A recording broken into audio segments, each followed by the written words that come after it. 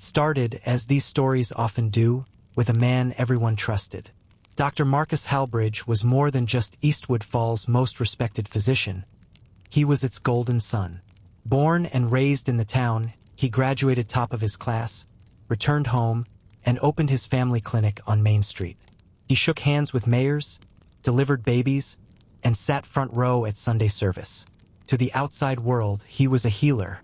But behind closed doors, Dr. Halbridge held a secret that would remain buried for 20 years. One hidden behind stethoscopes and smiles.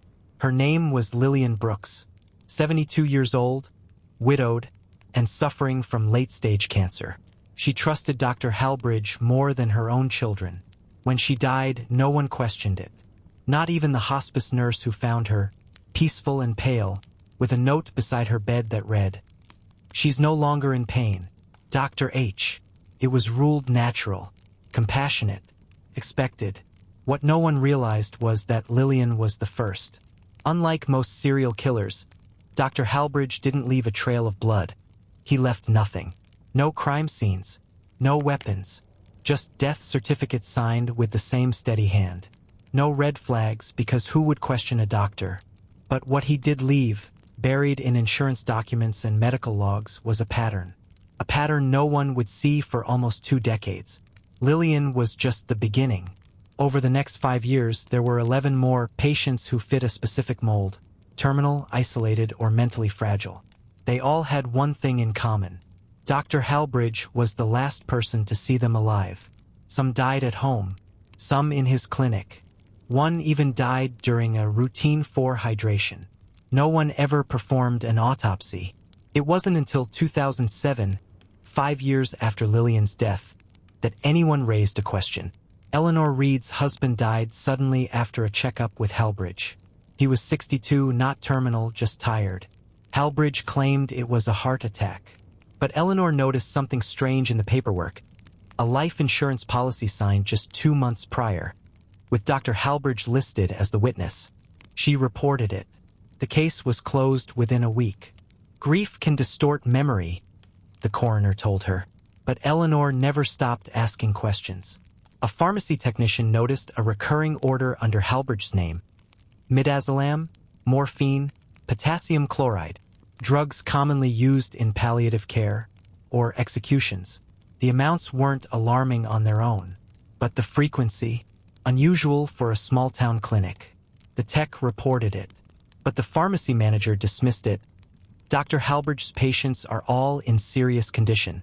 No follow-up, no red flags, just another close call.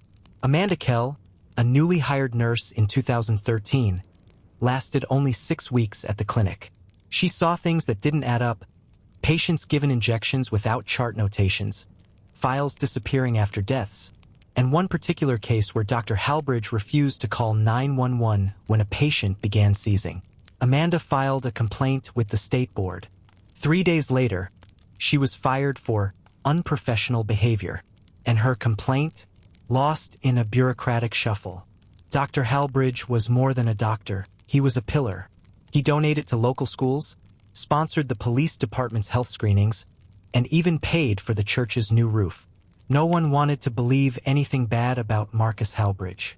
And those who spoke up were ostracized, like Eleanor, who was branded a bitter widow.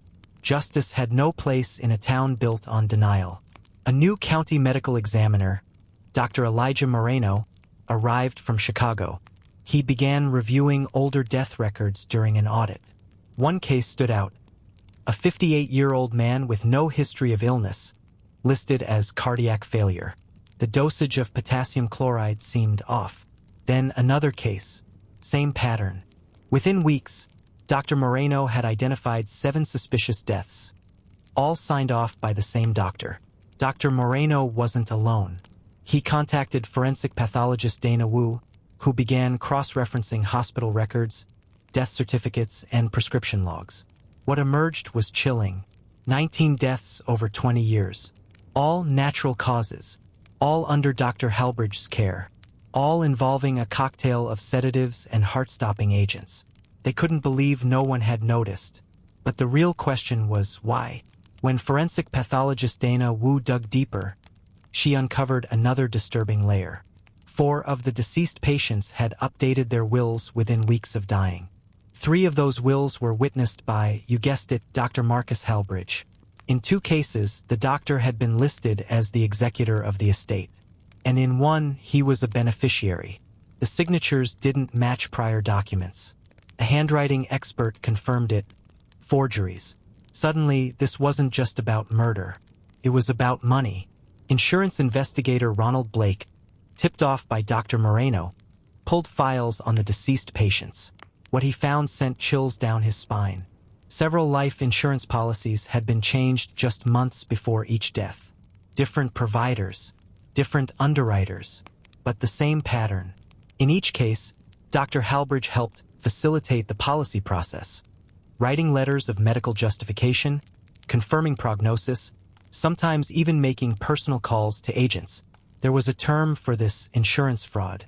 But here it was fraud with a body count. One evening, as Dana and Moreno sifted through archived clinic blueprints, something jumped out. A room that appeared on the original design, but didn't exist in the current layout. 2 weeks later, with a quiet warrant and an unmarked van, authorities entered the clinic after hours. Behind a false wall in the storage room was a sealed, soundproof chamber.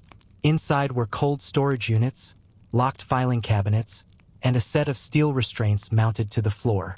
On a shelf, vials, dozens of them, labeled only with numbers. This was no clinic. This was a lab. In a locked drawer inside the secret room, investigators found a leather-bound journal. It wasn't a confession. It was worse. It was a log, dated entries spanning 18 years. Patient names, conditions, drug combinations, responses. It read like a scientific study, not a diary. One line stood out. Observed peaceful death within 4 minutes. No distress. Test 43 successful. Test, not treatment. Word spread. The clinic was shut down. News vans rolled into Eastwood Falls. Social media exploded. But the town didn't believe it. A protest formed outside the police station. Signs read, "Free Dr. Halbridge," and "This is a smear campaign." People cried on camera, calling him a saint. "He saved my father. He cured my child. He couldn't hurt a fly." The irony? Many of those patients were likely meant to survive, so his cover stayed intact. He gave just enough care to stay untouchable. With evidence mounting, Halbridge was arrested without fanfare. He didn't resist. He didn't speak.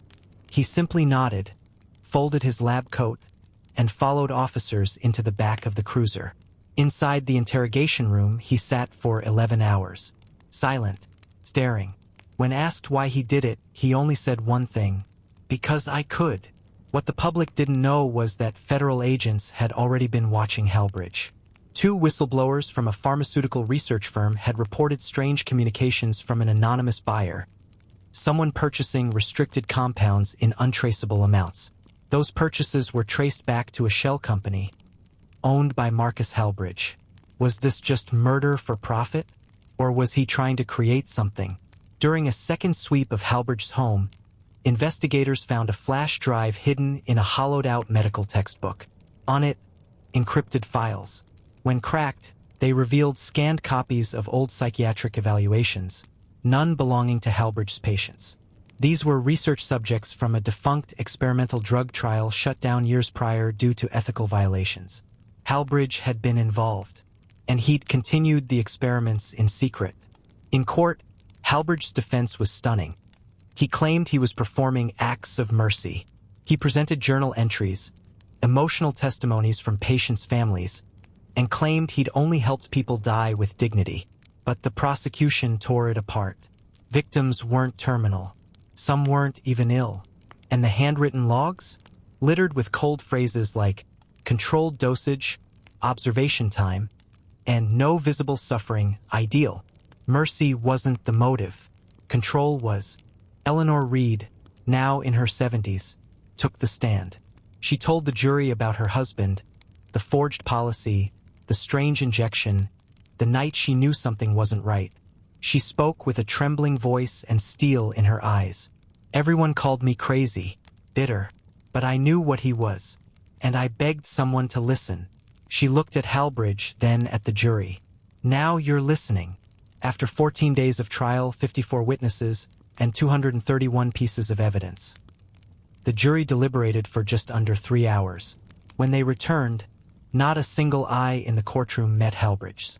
Guilty, on all counts, 11 counts of first-degree murder, 5 counts of fraud, 3 counts of unlawful experimentation, 1 count of obstruction of justice. He blinked once. No reaction. The judge sentenced him to 11 consecutive life sentences without the possibility of parole.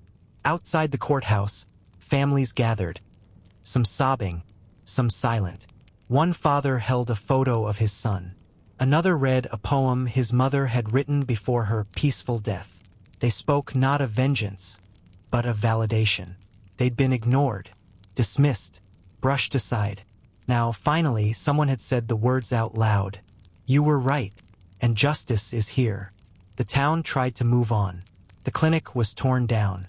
In its place, a memorial garden was planted. 19 white roses in a circular bed, each engraved with a victim's name. Eleanor visits every week. Amanda, the nurse who once lost her job for speaking out, helps maintain it. Dr. Halbridge remains in a maximum security prison, isolated from other inmates. His license has been stripped, his name erased from every hospital registry. And yet, his shadow lingers in Eastwood Falls. Because evil doesn't always come with blood and screams. Sometimes, it wears a white coat. Stay tuned for more chilling cases on Cold Case Chronicles, where the truth is always darker than fiction. If you haven't already, make sure you're subscribed to Cold Case Chronicles. We dive deeper into the most chilling, unsolved mysteries, and together, we uncover what was left behind. Like, share, and leave a comment below. We want to hear your thoughts. Stay vigilant. Stay curious. The truth never rests.